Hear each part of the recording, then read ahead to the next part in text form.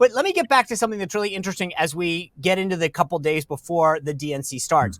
The Media Research Center came out with a brand new poll that they did, and I want to read this to you. It said that the poll finds that large majorities of registered Democrats and independents who voted for Joe Biden in 2020, exactly those who would be expected to vote for Vice President Kamala Harris in this year's contest, are mostly in the dark about many of the controversial radical positions Harris has taken. And they list issue after issue and say, did you know any about this, about Harris? And well over 70% of respondents on all of these key issues say, we didn't know that was her position, or we don't know anything about her position on that. She truly is a blank slate. So let me just go around the horn right now. And seriously, I want to ask you this. Objectively speaking, if you're her team, do you want to paint a picture of who you are? Or do you want to be everything to everyone, Grace? I would say that her career has been being everything to everyone. But I also think, and I was just actually talking with someone about this, I think that it depends on the moment that she's in. So like when she was a prosecutor, I think the Democrats were a little bit harder on crime. So she thought, I'll be hard on crime. And then during 2020, she noticed that the winds were changing to be a little bit more progressive. So she was more progressive. Now she knows she has to be a little bit more moderate in order to get in there, to get into the White House. So maybe she'll be more moderate. But I mean, when you read me that and you say that people don't know, it's a weird thing because I might not agree with everyone's criticisms of Trump when I watch like CNN or MSNBC, or if I talk to someone who's very liberal, but I always know what story they're referring to. Do you know what I'm saying? It's like, yeah. It's the lack of even understanding where these things come from. So if you said, oh, do you know her position on the BLM riots, or do you know her position on fracking, for people to say, oh, I didn't know that about her, it's a real failure on the part of the media, because you might say to me, oh, I don't like what Donald Trump said about very fine people on both sides. I know what you're talking about. I know it's fake news. I know how it's been manipulated, but I know the content, and I know the story that you think you're telling me. But it's like, if you're telling someone, hey, do you know she stands for this and this and this, and they've never heard of it before, that is such an abysmal failure on the part of the people who are supposed to be relaying this information to the masses. And it's honestly, it's depressing. That's what it is. Yep, they're going to have to start talking about this soon. I mean, this blitz aspect of this, like, ultimately it's a campaign that's a sprint. I saw some people write about how it's almost more like one of the European elections than it is a traditional American election. This 3-month sprint that they're doing right now, they are going to have to start answering that. You know, I watched their joint rallies that they did last week in the swing states, and a couple of things stood out to me. Number one, their stump speeches are, they can tailor it a little bit, but pretty standard. And I was actually talking with Andrew Kraft over at Live Now from Fox. They do some great work over there. And he was one of the campaign embeds back in 2020 when she was running the first time. And he was talking about how much her speech is almost exactly the same as it was that time. And this is our job as reporters to go and say, all right, what do you mean? I mean, is this Medicare for all? So the speech back in 2020, is that what you're saying, that it mirrors the same speech now? Yeah, that's what Andrew's telling me. I want to get out over my skis because I actually want to talk to him about this for another thing. I think it's fascinating because you see these ads right now where they play, this is what she said in Michigan, here's what she said. But if you could actually show that here's what she said 4 years ago too, that would show that she actually, it would kind of undercut her whole, I've changed my position, if you could find the common thread, right? Yeah, it's going to be, in some ways, you look at this, it reminds me a lot of the Trump-Pence dynamic, which we've talked about a number of times before.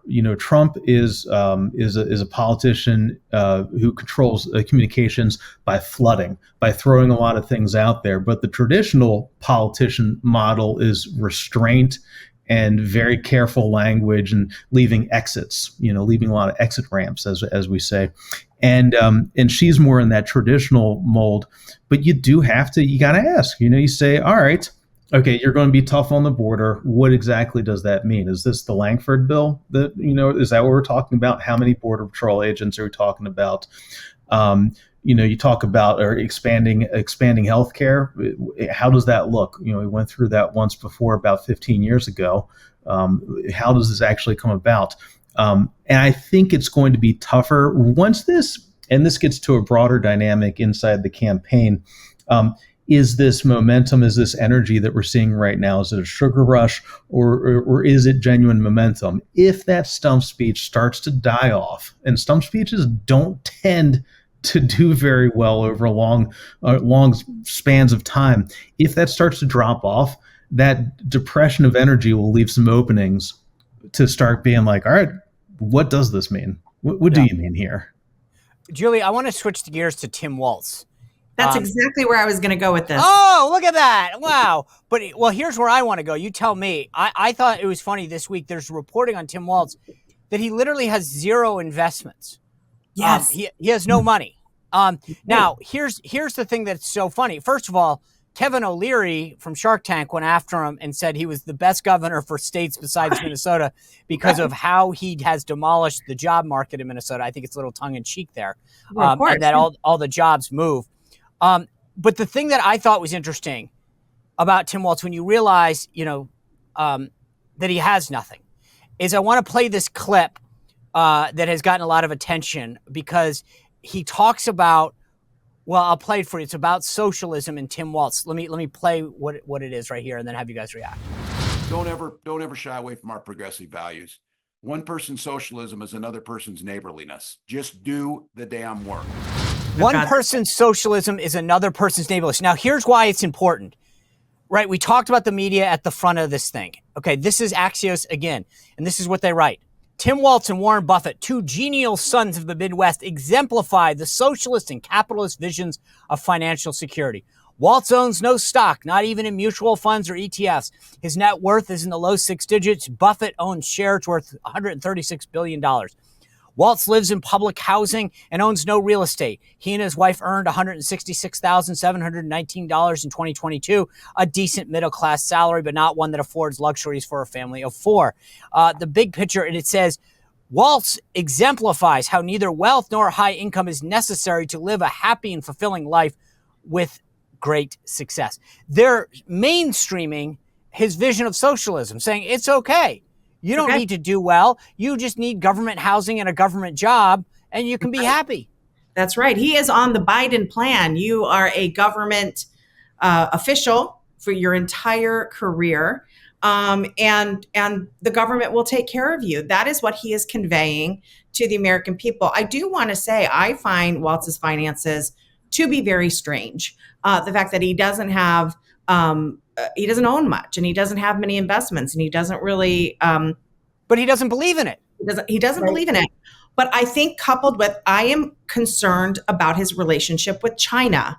He has been there dozens of times. I don't know the total number, but it is sky high. I want to know what his relationship is with China. I want to know what he was doing over there. I know he was running educational programs, but I find this a little weird. And I think there needs to be more investigation into that, at least a little bit of curiosity. But going back to your original question, you talked about this poll that MRC did where people 70-something% don't really know who these people are. If I were advising this campaign, I would say keep it that way as long as you can. Right. There are some shady things going on. I think these people have we know Kamala has flip-flopped all over the place. We know that Waltz is not this cuddly, neighborly grandfather figure. What he did during COVID, what he did to businesses in Minnesota, what the things that he wants for illegal immigrants, serving that population over the citizens of Minnesota. There are some pretty monstrous things coming out about Tim Walz, how he exaggerated his military career. So again, hey, did anyone watch Homeland? Remember that show? I think it's Showtime. Did anyone ever?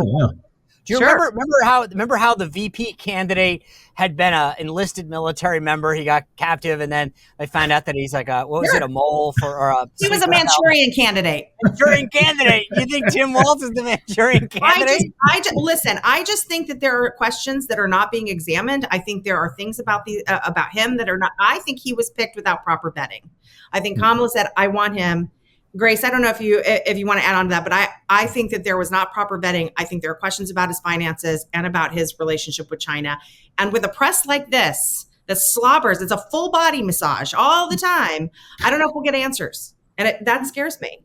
Yeah, I agree that there probably wasn't that much vetting, or maybe it's just arrogance where they don't think it's Right. going to matter. But this is making me think. So, Sean, you said, do you think they want to define her, or does she want to be everything to everyone? So, what's weird about it is, in a lot of times when you're dealing with Democrats and this kind of woke culture ideology that's being pushed, the ambiguity of things or the changing of definitions is the point. You confuse people, they don't really know what you stand for, and then maybe they'll vote for you. And I think for Kamala Harris, that makes sense, where now she's flip-flopping and they're going to say she's recalibrating her positions. Politico said she promises to be tougher on immigration without actually having to explain herself. She's just sending everyone out to explain things for her. But that's why the Walz pick is so weird to me, because if you want to convince people that you're kind of this amorphous candidate who can be moderate but can be progressive, and it totally depends on the day, and you're a chameleon, and when you're talking to this group, you're one way, and when you're talking to this group, you're another.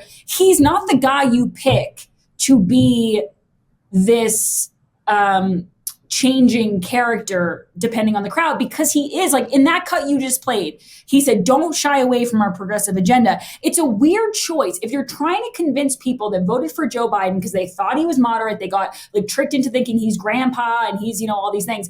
If that's the group you're going after and you're trying to pull this Trojan horse thing again, these are the worst two people to choose, because beyond the vibes and beyond the noise, their actual records and what they've done are very clear cut. There's really no ambiguity there, no matter how much they want to promote it.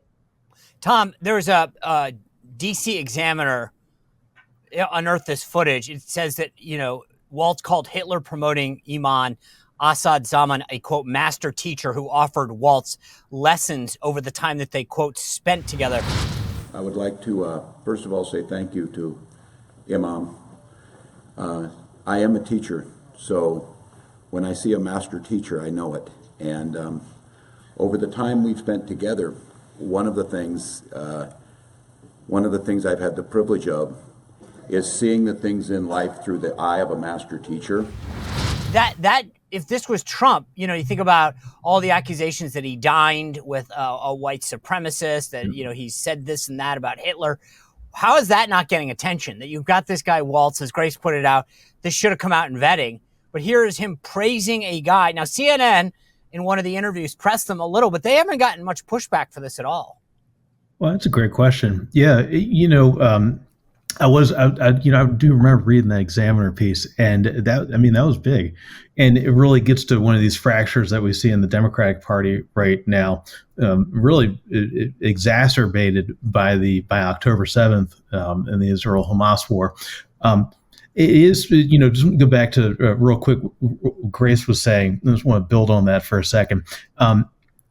What's going on here with Waltz, and I think because I was actually texting with some friends about this earlier today, what's going on there, I think, is we're seeing now that the energy levels are so high that it's both sides are quote unquote based. Your bases are activated now, and Robert F. Kennedy Jr. is the worst for wear out of all that. Start tacking to the middle, very traditional. So potentially then you have your running mate be the more lefty or the more righty, and then let the top of the ticket play to the middle. Cribbing the taxes, no taxes on tips, for instance, tossing that one out there. I don't know if it works though. And again, this guy gets back to the, will they interact with the press? Will they engage with us? Because eventually people, we live this stuff. We're down here in the weeds. Right. Eventually the public's checking back in. That's one of the big things that we've seen in the polling. People are watching again, especially after Labor Day, and they're going to start hearing these stump speeches, and they're going to be like, hey, yeah, I don't know. Like, what does this mean exactly? They're going to start this is going to be,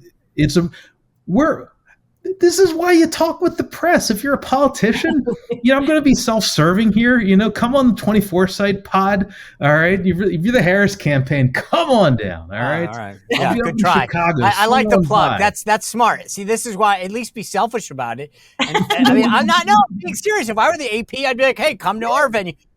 So it should be good for business. It's ridiculous. I wish I had time, because I wanted to bring up the RFK stuff, because the Democrats had him kicked off the New York ballot it may have further repercussions. And I think that could really be interesting. Not a good week for RFK. Well, if you enjoyed this content, make sure to like this video, subscribe, and click the notification bell to get more.